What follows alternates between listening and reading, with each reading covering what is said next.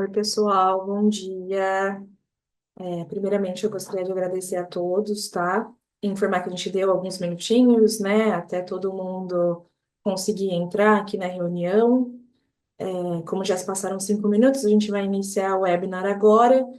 Para quem não acompanhou o primeiro webinar com a gente, tá, pessoal? Eu só queria reforçar que esse é o nosso segundo webinar de uma série de treinamentos que a gente vai fazer até o final do ano, tá? O primeiro, ele será disponibilizado em breve, né? A gente fez a gravação, assim como a gente está gravando esse no webinar de hoje também. E nas próximas semanas a gente deve começar a liberar para vocês as gravações, tá? Então é muito importante que vocês façam o registro certinho, que a gente vai mandar o vídeo para todos vocês, tá bom?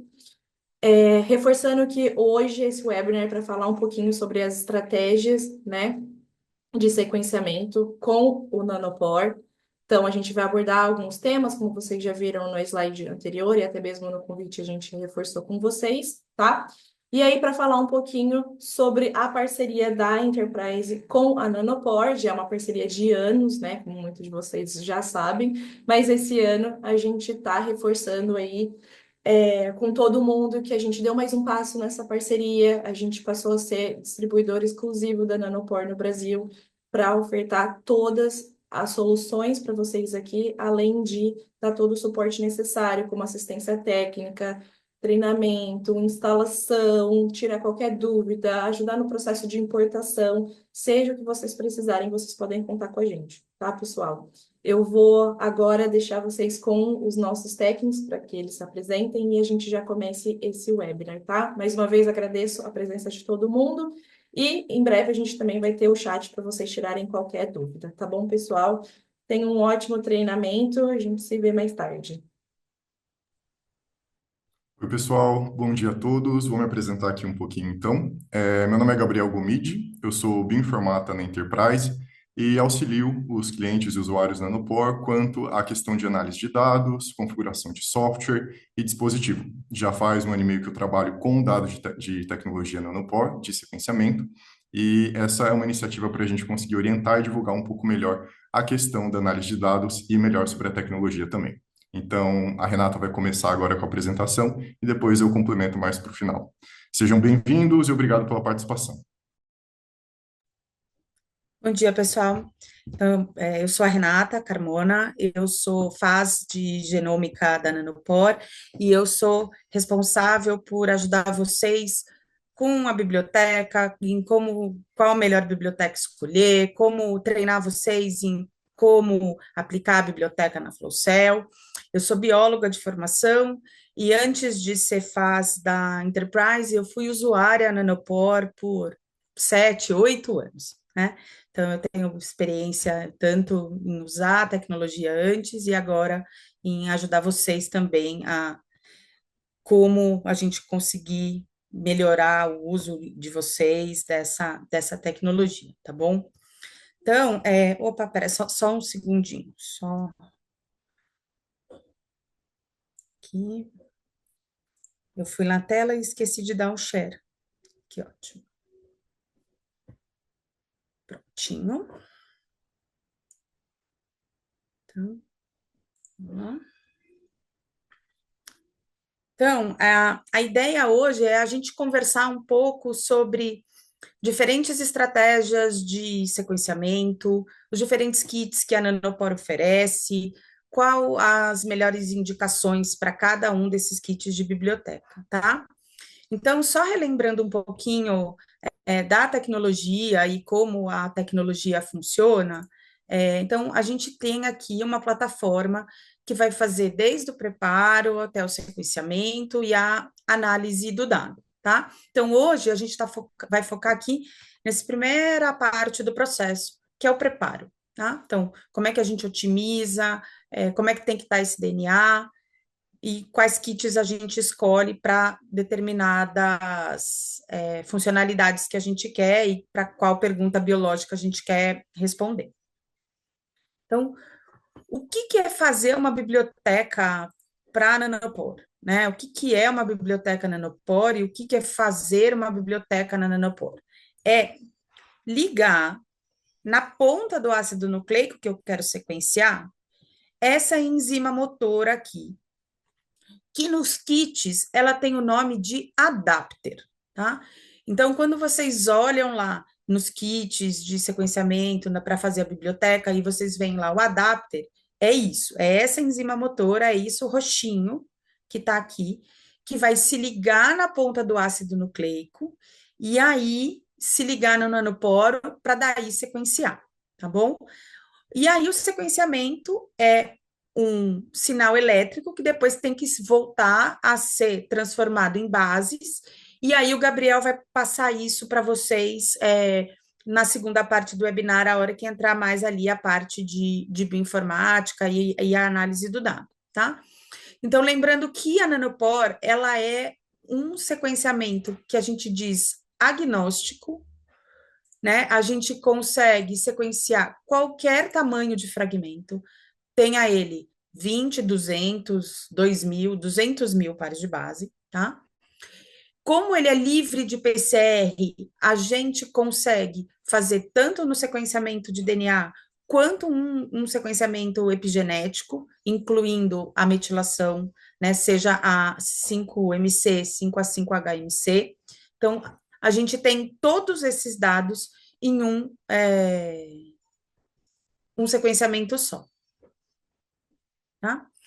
E só reforçar também que o nosso sequenciamento, ele agora, né, com as flow cells R10, é um sequenciamento de alta acurácia, tá? A gente já está atingindo Q50 em genomas bacterianos, como vocês podem ver aqui no gráfico à direita, com 10 vezes de cobertura usando o Basic Color do Super Accuracy, tá? Então, aquela noção que a gente tinha que o sequenciamento por nanoporo, você sequenciava long reads, mas ele tinha baixa acurácia, não é mais verdade, tá? Então, ele agora é um sequenciamento de long reads também de alta acurácia, tá bom? Então, vamos lá. Tenho lá meu DNA extraído no meu laboratório, tá? Esse DNA extraído pode ser de qualquer fonte que vocês tenham interesse em trabalhar. Pode ser planta, pode ser animal, pode, bactéria, metagenômica, pode ser o que vocês pensarem. Então, eu extraí lá o meu DNA. Métodos de extração a gente vai conversar um pouco depois, e aí nos webinars mais específicos eu vou focar nos métodos de extração para cada um deles. Então, qual é o recomendado para metagenômica? Qual é o recomendado para planta? A gente vai discutir isso melhor depois em cada um dos webinars seguintes, tá? Mas para hoje, a gente tem um DNA de alta qualidade, alta pureza e alto peso molecular. Então, pureza para nanopor é 260, 280 a 1,8, 260, 230 a 2,0, tá? Você estando com essa qualidade de DNA, você está com DNA de alta qualidade, alto peso, e você pode iniciar o preparo da biblioteca, tá? Então, com isso, a gente tem duas opções nesse flowchart. Então, a gente quer fazer um sequenciamento que é de genoma completo, ou a gente quer fazer um sequenciamento que tem um alvo específico. Então, se a gente quer fazer um sequenciamento que tem um alvo específico, o que a gente tem ali é um amplicon de PCR, que precisa ser purificado depois. E aí, se isso tiver voltado para bactérias metagenômicas, a Nanopore oferece o kit de 16S, específico para sequenciar bactérias, tá? Se você quer genoma completo, a gente tem dois grandes grupos de kits. Os kits que são os kits rápidos, que esses que estão aqui embaixo, mais no meio, ou os kits que são baseados em ligação, em ligase, que são esses que estão aqui na parte inferior esquerda, tá? Qual é a diferença de um kit para o outro? A primeira grande diferença é o input, como vocês podem ver aqui no cinzinha, tá?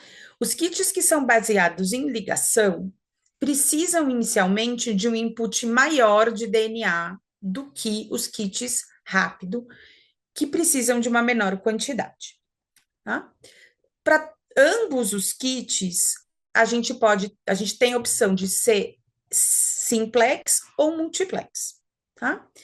E aí a gente vai ter a opção dos kits rápidos e dos kits de ligação. Então, vamos olhar para cada um deles mais especificamente, tá bom?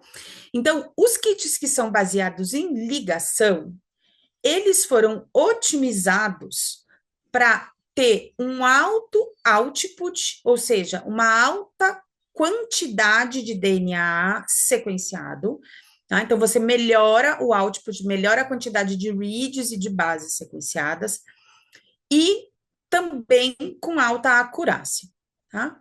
Diferente do kit rápido, que ele foi otimizado para velocidade. O kit rápido, ele está pronto, a biblioteca está pronta em cerca de 40 minutos, tá? E aí você já está com essa biblioteca pronta para aplicar na Flowcell. O kit de ligação, ele é um kit um pouquinho mais demorado. Ele é um kit que vai demorar algo em torno de 2 horas para ficar pronto para ser aplicado na Flowcell, tá? Ambos os kits vão preservar as bases modificadas, sem PCR, tá? E ambos os kits são capazes de sequenciar fragmentos, seja amplicon, que não seja o 16S, seja genoma viral, seja genoma completo, tá bom? A gente tem o kit de ligação, que é o simples, então ele vai sequenciar uma biblioteca, né? Então ele vai fazer uma biblioteca por vez. Então, cada kit fazem 6 bibliotecas, tá? Então, o kit de ligação, um kit de ligação é capaz de fazer 6 bibliotecas com uma única amostra. O Native Barcode, ele é o kit de ligação baseado na ligase, tá? Com esse kit, a gente consegue fazer multiplexing para 24 ou 96 amostras. Então, neste caso, a gente é capaz, com o kit de 24, sequenciar até 144 amostras, ou com o kit de 96, sequenciar até 288 amostras, tá? O importante é frisar que, para ambos esses kits, é necessário adquirir enzimas da New England Biolabs que não estão presentes no kit, tá? E precisa ser New England Biolabs, não pode ser outra marca, tá? Foi otimizado para New England, então a gente recomenda que não troque a marca dessas enzimas, tá bom? Já no kit rápido, ele foi, então, otimizado para velocidade. A qualidade do sequenciamento é a mesma, tá? Não importa se você está usando o kit de ligação ou o kit rápido. Ele vai ter a mesma qualidade do dado. O que vai acontecer? O kit rápido, ele gera um pouco menos de dado do que o kit baseado em ligação, tá? Mas ele também preserva bases modificadas e a gente tem o kit ultralongo, que a gente consegue N50 acima de 50 KB, baseado, então, nesse mesmo tipo de ligação que é feito por uma transposase. A mesma coisa, a gente tem um kit que é o simplex, então ele vai fazer 6 bibliotecas com uma amostra cada uma, ou a gente é capaz de multiplexar 24 ou 96 amostras, também, se a gente multiplexar 6 de 24, a gente tem 144 amostras, ou se a gente multiplexar 3 de 96, a gente tem 288 amostras que a gente consegue correr com um kit só, tá bom? E aí a gente tem o kit também de PCR baseado em barcode, mas esse kit é para quem tem muito baixo input. Então, vamos supor que eu não consegui aquela quantidade inicial de DNA necessário para eu entrar naquele kit rápido, que o kit rápido preconiza. A gente tem um kit que é baseado em PCR, então ele é para baixo input. O que acontece aqui? Você vai perder, entre aspas, a parte de metilação. Porque uma vez que a gente passou para o PCR, você apagou essas marcas epigenéticas, mas todo o resto, SNP, SNV, você consegue fazer com esse kit aqui, tá? Então, ele é um otimizado para baixo input. E aí, a gente tem o kit de sequenciamento, que é para o 16S, tá? Se você tem qualquer outro Amplicon que não seja 16S, você pode sequenciar usando tanto o kit rápido quanto os kits de ligação. O kit de ligação vai sequenciar Amplicons de qualquer tamanho.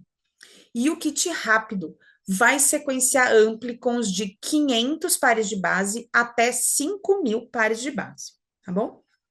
Então, o kit de 16S especificamente, ele já vem o primer do 16S com os barcodes. Então, você é capaz de multiplexar também 24 amostras por biblioteca, então até 144 amostras.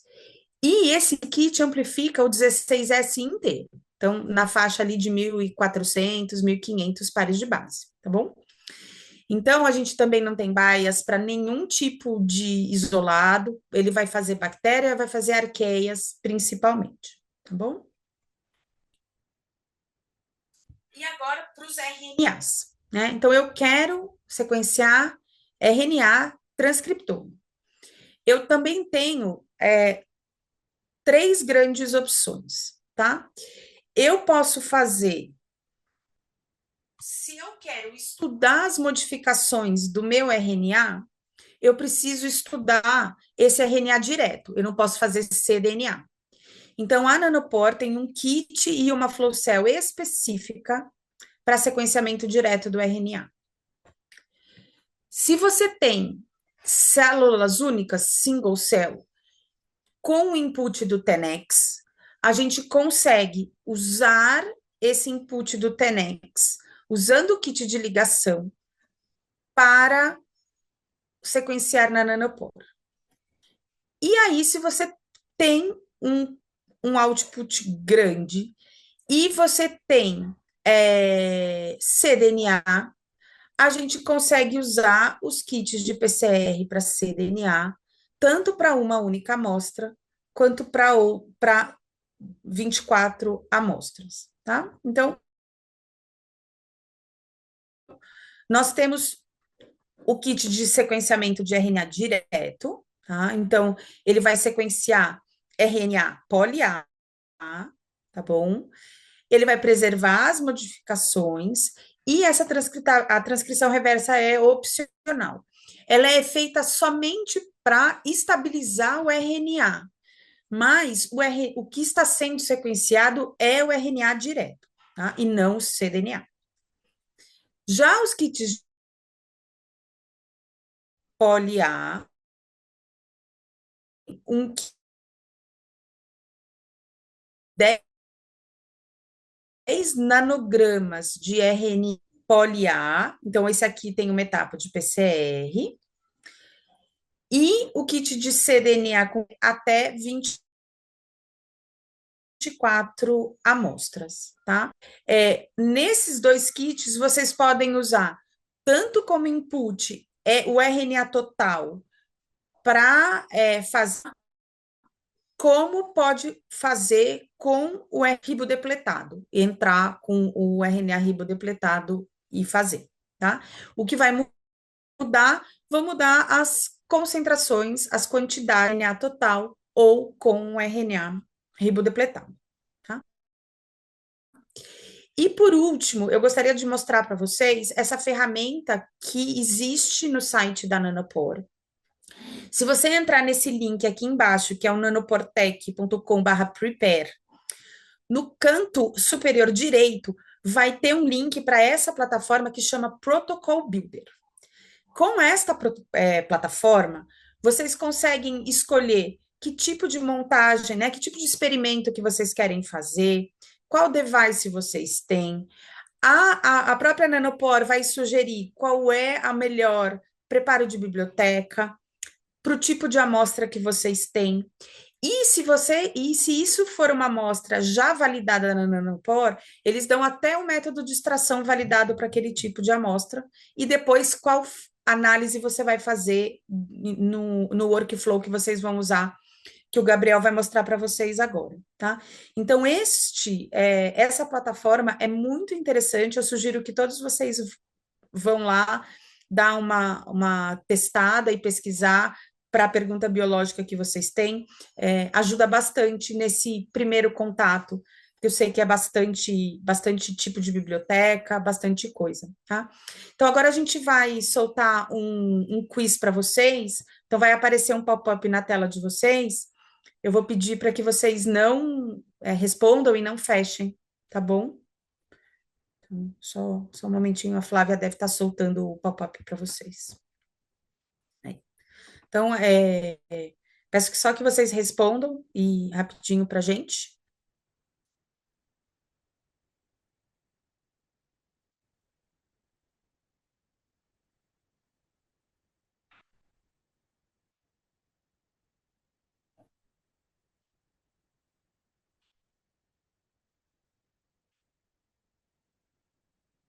E aí, só lembrando que nos próximos webinars, né? Então, a gente vai ter o webinar de metagenômica, eu vou voltar nesses kits, voltar nesses flowcharts, discutir melhor a parte de extração e dos kits, daí para cada um das funcionalidades e dos objetivos que a gente tem, tá bom? Então, hoje foi só mais um overview geral, e que depois em cada um dos webinars seguintes a gente vai focar de novo e olhar de novo para essas opções, tá bom? Então, da minha parte era isso, eu agradeço vocês terem ficado com a gente até agora, e o Gabriel vai passar então agora para a parte de análise, tá bom? Isso, bacana, obrigado, Rê. Deixa eu compartilhar aqui. Certo. Aqui e aqui. Beleza. Então, bom dia, pessoal, de novo. Hoje eu vou falar um pouquinho sobre entrar um pouco mais tecnicamente como a gente consegue analisar os dados, né? Então, o intuito desse webinar é abordar as estratégias de sequenciamento e as diferentes ferramentas de análise que vão te levar da amostra até a resposta.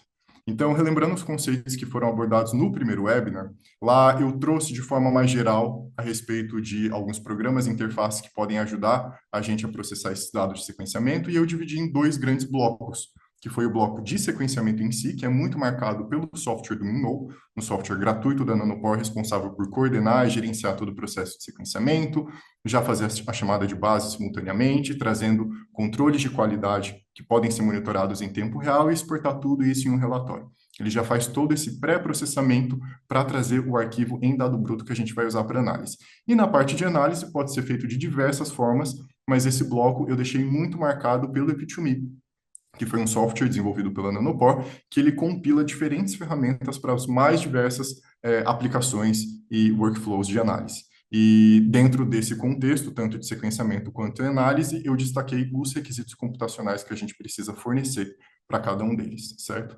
E o intuito desse webinar aqui hoje seria mais ou menos uma visão, ou um passo a passo de como a gente poderia seguir com uma análise inicial a partir do FastQ. Então, uma vez que vocês já têm o FastQ, eu quis tentar simular como que a gente pode fazer essa etapa inicial de processamento. Então, eu dividi ele em 4 partes, onde a gente vai começar pelo controle de qualidade, com esse monitoramento em tempo real e diferentes softwares que a gente consegue fazer isso. Depois, um basic calling pós-sequenciamento, vou falar quais casos a gente pode considerar e pensar em um basic calling depois da corrida, as vantagens e limitações de cada tipo de formato que a gente consegue fazer.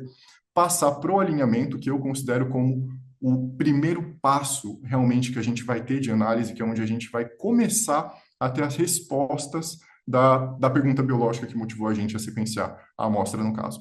Então, eu vou explicar os softwares que conseguem fornecer um alinhamento para a gente, como a gente visualiza esse tipo de alinhamento e qual a aplicação que ele tem para abordagem de Amplicon, por exemplo, que é algo bem difundido e comum que a gente recebe. E, por fim, vou comentar sobre Adaptive Sampling, que é essa ferramenta exclusiva da Nanopore, super simples e prática, onde a gente consegue direcionar o nosso sequenciamento. Tá? Então, a respeito de controle de qualidade, eu destaquei aqui dois softwares que conseguem fazer isso. O primeiro é o Minnow, que já faz isso de uma forma de interface gráfica do usuário, e o segundo é o Nanoplot, um que roda por linha de comando, mas que consegue também trazer uma segunda visão a respeito disso.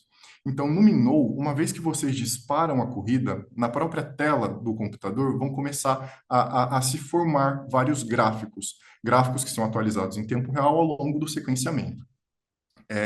São vários gráficos que vão formar ali na tela, como, por exemplo, o histograma da distribuição do tamanho das reads, o rendimento cumulativo da sua corrida, quantas bases estão sendo geradas, tanto por pass ou fail, de acordo com o modelo de acurácia que você usou para o base calling, o estado dos canais ali na tua flow cell, se eles estão abertos, se eles estão ativos, e a atividade dos poros. Uma coisa que eu queria chamar a atenção aqui é... Aqui no canto superior direito de cada uma dessas imagens, vocês vão perceber esse ícone, que é como se fosse um triângulo deitado e uma engrenagem ali embaixo, escrito Setup. Se vocês clicarem aqui, quando disparar a corrida, ele vai abrir uma outra janela com várias opções de gráficos que vocês conseguem excluir ou excluir da visualização de vocês. Então, da mesma forma que aqui embaixo tem uma certa quantidade de ícones e aqui tem mais, vocês podem incluir essas métricas, esses controles de qualidade que vocês vão monitorar em tempo real, ou excluir, colocando aí nessa interface. E todos esses controles, todas essas métricas vão ser exportadas ao final da corrida em um relatório HTML que vocês conseguem abrir em qualquer navegador. Esse relatório ele é bem completo, ele tem bastante coisa, mas eu trouxe aqui só uns destaques e os principais pontos para a gente comentar. O primeiro deles seria esse cabeçalho, aqui esse sumário, onde ele traz o rendimento da corrida estimado por base, reads geradas, o N50, que seria uma distribuição de tamanho, e do base calling, a porcentagem de bases que já foram chamadas, ou seja, que já foram convertidas. A sequência em si afasta junto com o critério de qualidade para cada uma dessas bases. Isso que é o base calling. A porcentagem de cada uma, se passou, se falhou, a duração total da corrida, e aqui embaixo, na parte de configuração, o tipo de flow cell que foi utilizado, o tipo de kit que foi utilizado, o modelo de acurácia que foi escolhido e, eventualmente, aonde esses arquivos estão sendo salvos. Tá? Aqui uns gráficos que eu trouxe mais para a gente comentar e que eu acho importantes da gente analisar seria esse primeiro, que é um histograma do K-score, que é aquele valor de qualidade que a gente atribui para a chamada da base, que ele é validado na escala do Phred Score mesmo, tá? Então aqui a gente vê uma distribuição interessante que dá para ver de acordo com as bases, como isso está dentro do nosso sequenciamento. E aqui uma distribuição do tamanho das reads, onde ele destaca o N50. N50 é uma medida muito conhecida, que a gente fala bastante dentro desse contexto de sequenciamento, mas que não é muito bem abordada a respeito da definição. A princípio, ela é uma medida um pouco abstrata, mas o que ela significa? De forma geral e técnica, ela é uma medida da distribuição do tamanho das reads ali dentro da sua amostra. Foi inicialmente usado como um contexto de contiguidade para a montagem de genoma, mas agora ela reflete melhor o tamanho das reads do que, por exemplo, um tamanho médio. E o que seria, só para visualizar, o que seria um cálculo de N50, basicamente? É como se a gente pegasse uma planilha de Excel e colocasse na primeira coluna o nome, a identificação das nossas reads, e na segunda coluna o tamanho dessas reads. E essa segunda coluna a gente vai ordenar da menor para maior, certo? Depois a gente vai somar o tamanho de todas as reads e chegar em um valor final total, que seria aproximadamente o valor de bases estimado do nosso sequenciamento. Aí vocês guardam esse valor. O cálculo de N50 seria uma soma retroativa de trás para frente, uma soma dos valores decrescentes de reads, então da read de maior tamanho, sentido caminhando para de menor tamanho, e vai somando. Quando essa soma chegar a um valor igual ou maior do que metade do valor do rendimento total do nosso genoma, significa que essas reads que a gente somaram representa 50% do nosso rendimento total. E essa read em específica, digamos assim, essa linha em específica que fez a gente atingir esse valor, o tamanho da read é o nosso N50. Então, na verdade, só uma melhor noção da distribuição do tamanho das reads ali dentro. E depois eu trago mais dois gráficos que eu acho importantes da gente analisar, que são gráficos dos poros. O primeiro a respeito do estado dos poros e o segundo a respeito da viabilidade, da saúde deles, digamos assim. Então aqui a gente vê que os poros, a maioria, cerca de 60% a 80%, estão ativos e sequenciando, e eles acabam apresentando uma taxa de decaimento normal, o que é esperado, dado que o poro a gente considera como um composto, um produto biológico ali na flow cell. E esse daqui a gente pode ver, então, que Se trata de uma flow cell de Minarium, que inicialmente estava com 1.500 poros e que, da mesma forma, foi decaindo ao longo do tempo, mas apresenta um decaimento saudável, um decaimento normal, sem interrupções abruptas, sem nenhuma intercorrência que poderiam significar um comportamento não usual, a um problema ali na corrida. Eu também acabo trazendo uma observação para destacar para essa faixa preta aqui, que seria a quantidade de poros saturados ou poros que indicam uma possível contaminação. Então, esse gráfico de atividade está com esses poros muito finos, pouco saturados, que indica uma boa qualidade e uma boa saúde dos poros, tá? Com isso a gente encerra essa parte do MinKnow. E o Nanoplot, ele é uma ferramenta, tem várias ferramentas de controle de qualidade, mas eu gosto do Nanoplot, eu acho ele uma ferramenta super simples, ele é muito bem validado para dados de nanopore e ele é fácil de usar.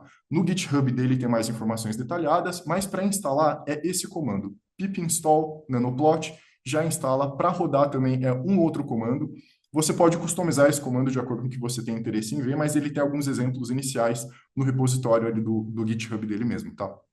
E aqui eu trouxe algumas informações do que ele traz, as métricas que o Nanoplot consegue complementar. Então, ele traz a quantidade de reads, quantidade de bases, tamanho médio das reads, a mediana, N50, e também ele traz várias outras métricas estratificadas por tamanho de read e qualidade, que acaba sendo bem interessante da gente de comparar e manter no radar, quando a gente analisa esses controles de qualidade. Além disso, ele também ele emite um relatório onde tem vários gráficos que a gente consegue acompanhar de forma mais visual todos esses valores que ele voltou, tá? Então aqui eu destaquei, por exemplo, um gráfico de histograma do tamanho das reads, e aqui embaixo um gráfico de ponto, onde ele correlaciona o tamanho da read com a qualidade que foi obtida ali, certo? Então, legal, vocês já têm o FastQ, a gente partiu do FastQ, fez o controle de qualidade, tanto pelo MinKnow quanto pelo Nanoplot.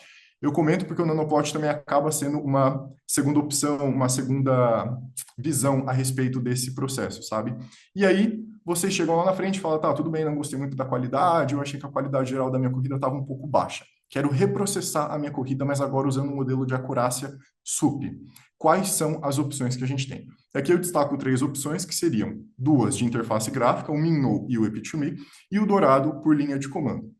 Antes de falar sobre isso, eu queria só fazer uma pergunta com vocês a respeito do Dourado. Então, vai aparecer um pop-up aí também, não fecham, respondam, por favor, a respeito do Dourado. Quantas aplicações vocês acham que o Dourado é usado? A gente comenta muito sobre ele a respeito de base calling, no caso, mas a gente não sabe as outras finalidades ou as outras aplicações que ele consegue trazer. Então, eu queria entender qual é essa noção que a gente pode ter aí de vocês, das aplicações desse software, da ferramenta. Então, explicando um pouquinho aqui a respeito do Basic Calling, quais são as opções que a gente consegue fazer? As 2 primeiras que eu comentei foi através da interface gráfica, mesmo do Epitomi no MinKnow. No Epitomi vai seguir aquele fluxo normal, onde vocês vão fazer a importação do workflow para a máquina de vocês, mas o disparo pode ser feito de 2 formas, tanto localmente quanto na nuvem. Então, a funcionalidade de usar análises do Epitomi na nuvem já está habilitada. Se vocês fizerem isso, vocês vão precisar fornecer uma pasta onde estão esses arquivos de sequenciamento, os POD5, e escolher o modelo de acurácia do Basic Calling, lembrando, FAST, RAC ou SUP, e também, caso vocês estejam trabalhando com a conformação nativa do DNA, habilitar a chamada de bases modificadas, que seria 5MC, 5HMC, 4MC, 6MA, apenas algum exemplo delas, onde consegue fornecer essas informações de metilação e padrões epigenéticos. Do MinKnow, o formato é muito parecido também, então na parte de análise, aquele pré-processamento que o MinKnow faz dos seus dados, ele permite com que você reprocesse o Basic Calling, onde você também vai indicar a pasta dos POD5, fornecer o modelo de acurácia e fornecer as bases que você quer chamar, caso sejam bases modificadas. E por último, tem o Dourado, que a gente consegue rodar por linha de comando, e para fazer essas análises também. Importante mencionar que o Dourado, ele é o cerne de todo o Basic Calling da Nanopore. Então, tanto o Epitomi quanto o MinKnow utilizam o Dourado como base. Por isso que é obrigatório o uso da GPU para a gente conseguir processar, certo? E o Dourado, apesar dele receber bastante taxa de atualização, esses outros dois softwares recebem em um outro tempo. Então, o Dourado ele é atualizado constantemente e a cada atualização já é disponibilizado ali no GitHub deles para vocês usarem. Aí, o Epitome recebe essas atualizações com uma velocidade um pouco mais rápida e o Minnow um pouquinho mais devagar. Então, eventualmente, algumas funcionalidades que já estão disponíveis no Dourado podem não ser encontradas no Minnow, mas isso é uma questão de atualização, certo? Então, a respeito das opções e aplicações que o Dourado tem. O Dourado é uma ferramenta muito completa, com diversas aplicações, mas a gente pode destacar aqui as 7 principais, que seriam quais? O base calling, a chamada de base, que a gente já comentou, chamada de base modificadas, estimativa de cauda poly-A para transcriptoma, remoção de primers e adaptadores, o demultiplex e remoção dos barcodes, além de fazer também alinhamento e correção de reads. Esse último muito usado dentro do contexto de montagem, certo? Então, ele é um software da Nanopore muito completo, bem bacana, que consegue ajudar robusto, muito robusto, que consegue ajudar diferentes formas aí, super versátil também. Apesar dele estar no GitHub, ele já está automaticamente integrado aqui no Minnow e no Epitome, certo? Então, retomando, a gente tinha o FastQ, fizemos controle de qualidade, reprocessamos o base calling para melhorar a acurácia, vocês fizeram controle de qualidade de novo para confirmar que a acurácia subiu, e agora a gente parte para o alinhamento. Alinhamento é onde, de fato, eu comentei que a gente vai começar a ver as respostas das nossas perguntas biológicas, tá? Então, aqui, o alinhamento ele também pode ser feito de diferentes formas, mas as 4 principais que eu destaco são 2 de aplicativo, o Minnow e o Epitome, e 2 por linha de comando, que seria o Minimap 2 e o Dourado, tá? No caso do Epitome, o processo é muito parecido com aquele anterior que a gente comentou do Base Calling, importa o workflow de alinhamento, pode rodar tanto localmente quanto na nuvem, carrega o workflow de alinhamento com o seu FastQ ou BAN não alinhado, que foi gerado do sequenciamento, fornece um genoma de referência e dispara a sua análise. Para o Minnow, o processo vai ser o mesmo, e no caso do Minimap e do Dourado, também, mas por linha de comando, onde a gente vai conseguir especificar isso. É importante ressaltar uma coisa aqui nessa etapa, que muitas pessoas perguntam a respeito de como eu vou conseguir fazer controle de qualidade da minha corrida ou monitorar as métricas do meu sequenciamento, que é para garantir que eu esteja trabalhando com reads boas.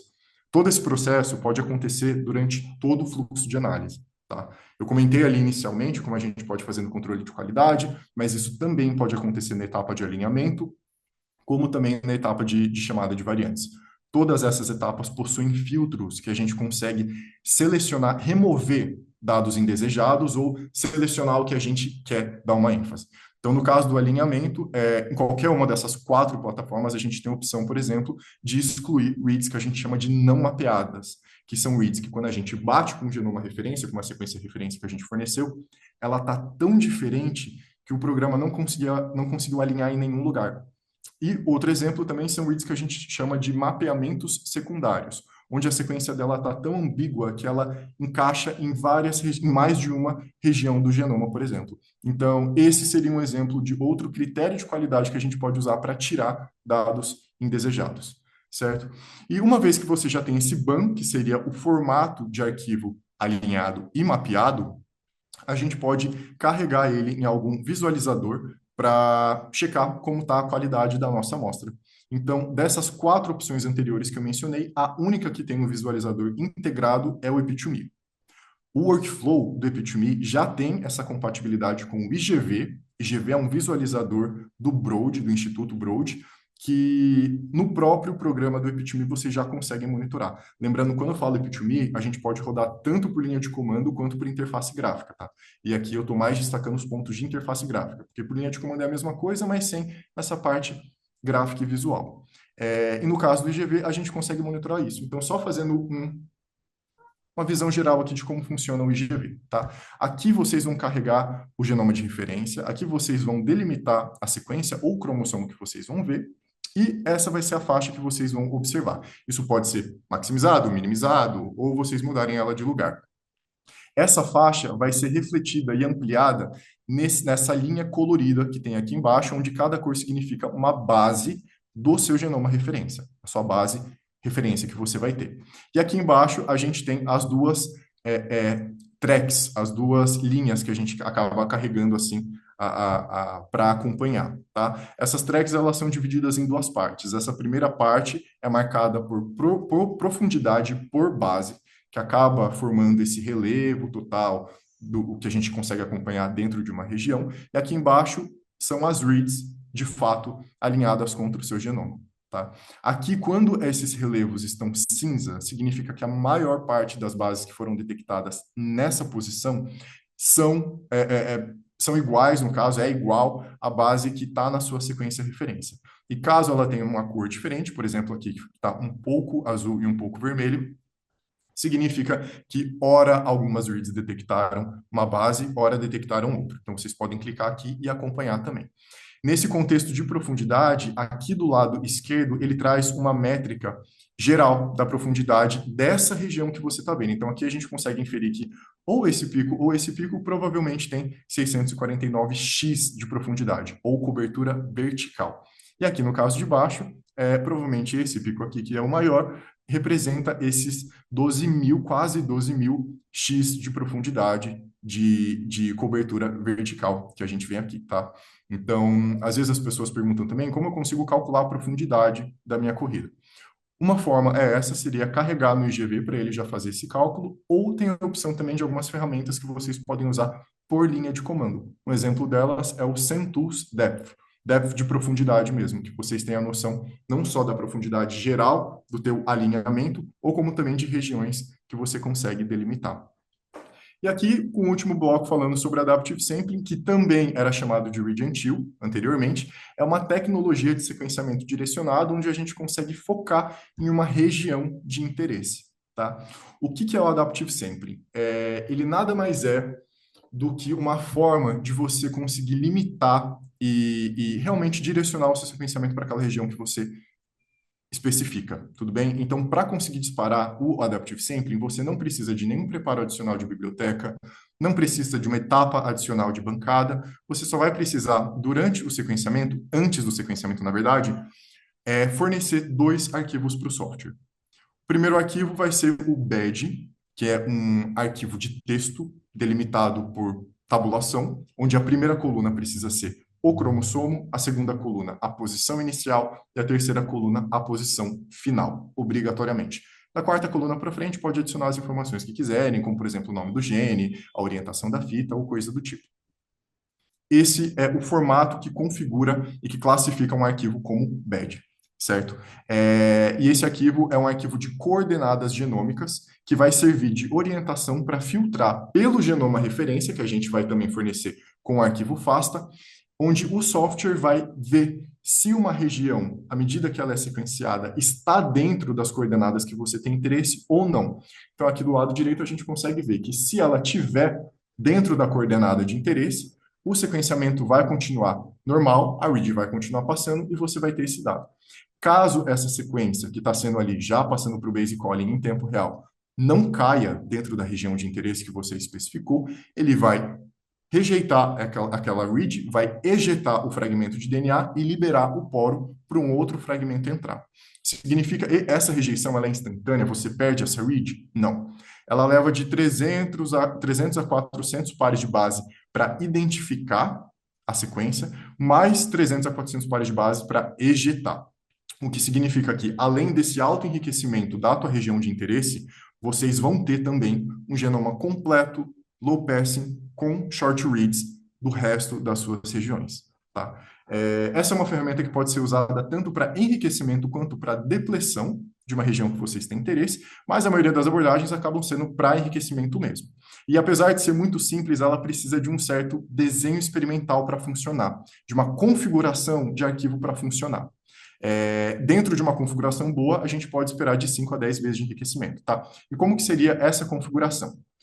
Quando vocês delimitam o arquivo BED na hora de criar ele, as regiões genômicas que vocês destacam precisam ter uma janela adicionada, tanto antes quanto depois. Por que essa janela? Quando a gente vê um sequenciamento, é comum que as primeiras partes da região que a gente delimite acaba apresentando um funil, certo? Só que como esse começo da região está no começo do funil, ele perde um pouco de profundidade, então ele perde o enriquecimento. E o pico realmente de profundidade acaba estando mais nas regiões centrais do nosso da região que a gente delimitou, no caso. Então, seria importante adicionar essas janelas que a gente chama de buffer para direcionar essa vala de maior profundidade para a nossa região de interesse mesmo. E ao somar tanto essa região de interesse quanto o buffer para todas as linhas que vocês especificaram do BED, ele tem que dar de 0,1 a 5% do seu genoma completo, tá? Gabriel, não consigo fazer o BED, acho difícil, como que a gente pode fazer? Se vocês estão trabalhando com poucas regiões do genoma, ou com um cromossomo, ou com algumas regiões específicas, dá para fazer na mão mesmo, é simples, seria só pegar essas coordenadas no Genome Browser, por exemplo, do Santa Cruz, da Universidade de Santa Cruz, ou no IGV. Mas caso vocês queiram uma visão mais geral, por exemplo, eu quero saber todas as regiões onde eu consigo detectar variações estruturais comuns dentro desse banco de dados, do DBVAR. Vocês vêm aqui também na Universidade de Santa Cruz, no site deles, vai ter uma opção chamada Table Browser, e vocês conseguem configurar a região de interesse e exportar isso em um arquivo BED. Depois, vocês podem carregar esse arquivo BED em uma ferramenta que a Nanopore disponibiliza no site do Epitome, chamada BED Bugs, onde ele vai processar esse seu BED, trazer umas informações gerais dele, mas principalmente saber se ele está de acordo com o que a gente espera para um formato BED e compatível com essa tecnologia de Adaptive Sampling. E essa seria uma forma como a gente conseguiria carregar, certo? Então, o intuito desse webinar era passar essa visão um pouco mais específica, um pouco mais aprofundada sobre as primeiras etapas de um sequenciamento e falar melhor sobre a tecnologia de Adaptive Sampling. E com isso eu queria encerrar com um lema que marca a parceria da Enterprise com a Nanopore, que é a sempre de trazer soluções possibilitando o sequenciamento de qualquer coisa por qualquer pessoa em qualquer lugar. Obrigado, pessoal. Bacana, Gabriel. Bom dia, pessoal. Meu nome é Flávia, trabalho no departamento de marketing da Enterprise e eu vou ajudar com algumas perguntinhas que vocês enviaram para a gente na hora de preenchimento do formulário de inscrição. Nós separamos algumas, as mais comuns, né, para a gente poder responder aqui para vocês e algumas perguntinhas que vocês já nos enviaram aqui no chat desse Zoom, tá bom? A minha primeira pergunta é para Renata. Renata, como deve ser o preparo da amostra, ou seja, a extração de DNA genômico? Devo usar kits ou protocolos in-house para obter um DNA o mais íntegro possível e que me permita obter sequenciamento de sequências longas e ultralongas? Muito boa a sua pergunta. A Nanopore, ela não tem uma especificação de qual kit usar. Ela tem uma especificação para a qualidade do DNA de entrada. Então, esse DNA de entrada tem que estar 260, 280 a 1.8, 260, 230 a 2.0. O que a gente sabe é que existem algumas amostras que são mais difíceis de se obter DNA de alta pureza e alta qualidade com grande, né, sendo ele longo. E existem algumas amostras que também a gente já sabe que vêm com alguns outros tipos de contaminante. Por exemplo, amostras de solo.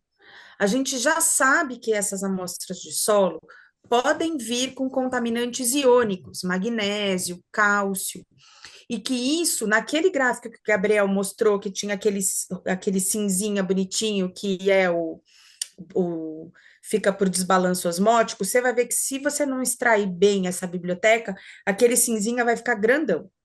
Isso é indicativo de um problema, um resto de coisas iônicas que vieram dessa amostra de solo. Então, existem kits específicos para esse tipo de amostra e a gente recomenda utilizar esses kits. Outro tipo de amostra que é complicada é a amostra de planta, por exemplo. São amostras que vêm com bastante açúcar. Então, o que a Nanopore recomenda? Se você quer um lead longo e ultralongo para planta, por exemplo, é uma extração de núcleo inicial com uma posterior, pegar esse DNA depois, extrair esse DNA depois, tá? Então, depois a gente pode ir em cada um dos webinars, depois eu vou explicar e sugerir possibilidades de extração e indicar possibilidades de extração. Mas, a princípio, seja kit ou seja in-house, não faz muita diferença, tá? Bacana, Renata. Gabriel, agora para você. Como eu determino o número de reads suficientes para sequenciar minha amostra? E como saber a hora de preparar o sequenciamento? Certo. A quantidade de reads para a tua amostra vai depender muito do tipo de pergunta que você quer responder. Um exemplo é quando a gente trabalha com chamada de variantes, no caso. Se a gente quer uma chamada de variantes em genoma humano, quando a gente está trabalhando com variantes normais, variantes que a gente sabe que existem fácil ali, de 20 a 30x de profundidade já são suficiente. Agora, se a gente está trabalhando com variantes raras ou com uma região, por exemplo, polimérica, homopolimérica, com regiões de baixa complexidade, que a gente chama de regiões repetitivas, a gente precisaria aumentar para 50 a 60x, certo? Isso é uma coisa que precisa ser feito a partir da sua pergunta inicial. Mas o que a gente já consegue observar e que ajuda dentro de um mesmo desenho experimental, tanto na parte de protocolo quanto na parte de configuração, existe uma relação direta entre rendimento e profundidade. Ou seja, a partir da tua primeira corrida que você fizer com essa finalidade, você pode depois fazer um downsampling, uma subamostragem dessa corrida, para saber o quanto de profundidade você conseguiria com cada giga dela. E aí você já tem uma noção. Com esse giga, eu tenho esse X de profundidade. Com esse giga, eu tenho aquele outro. Então, é como se fosse um gráfico de relação que, a partir dele, você já consegue saber. Posso parar minha corrida quando estiver dentro desse rendimento, porque eu já vou ter a minha profundidade suficiente para responder a pergunta. Bacana. Renata, as etapas de preparo das amostras para sequenciamento, end prep, native barcode ligation, adapter ligation, and cleanup, podem ser feitas em dias diferentes?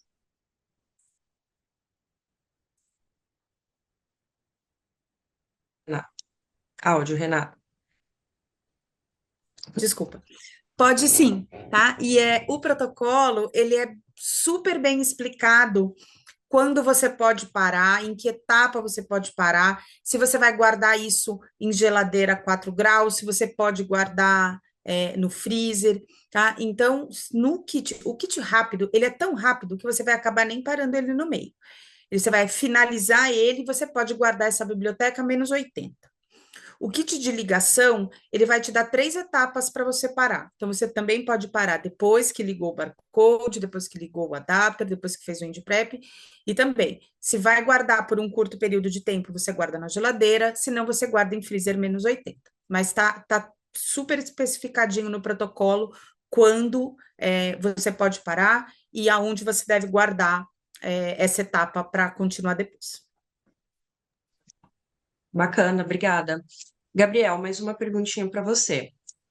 Caso eu tenha inserido várias amostras com diferentes barcodes na corrida, eu consigo ver a quantidade de gigas gerados por amostra em tempo real?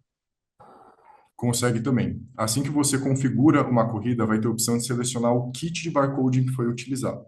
Se você habilitar a opção que ele chama de barcoding ou demultiplex, ele já vai dividir automaticamente em tempo real aquele seu rendimento por barcodes. E aí, naquela interface do Minnow, que vai ter aqueles diferentes gráficos, você consegue configurar para um gráfico de rendimento por barcode aparecer na tua tela, e aí você já vai estar monitorando também.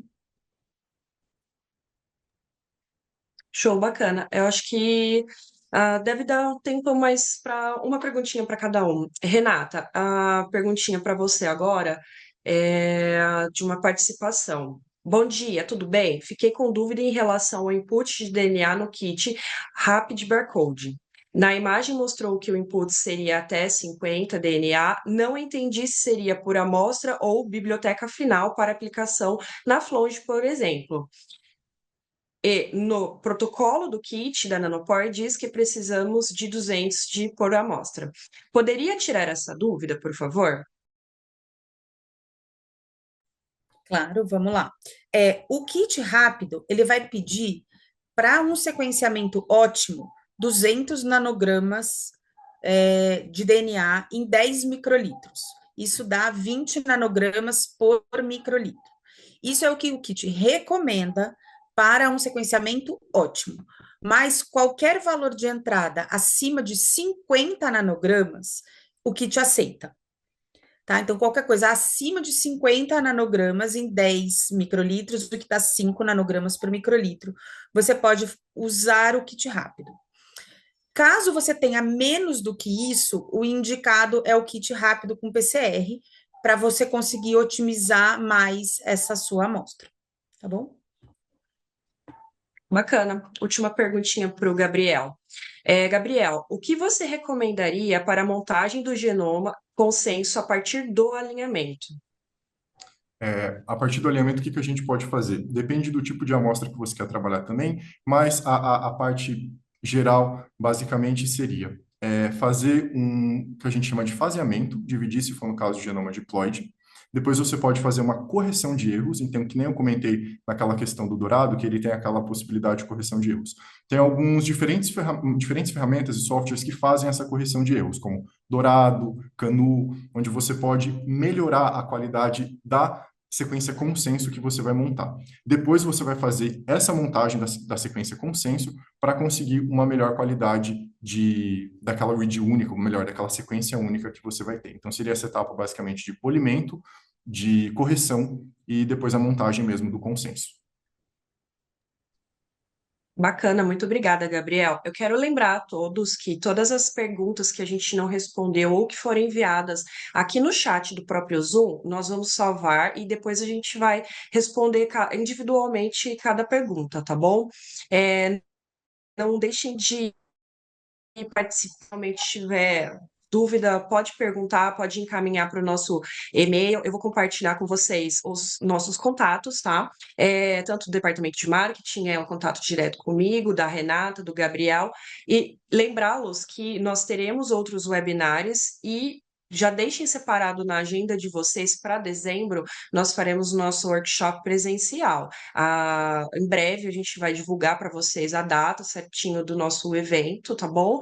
E fiquem ligados, mantenham o e-mail de vocês atualizado para quando a gente for divulgar a data dos próximos webinários, né? Para vocês terem certeza de que será encaminhado o link correto do Zoom para vocês, tá bom?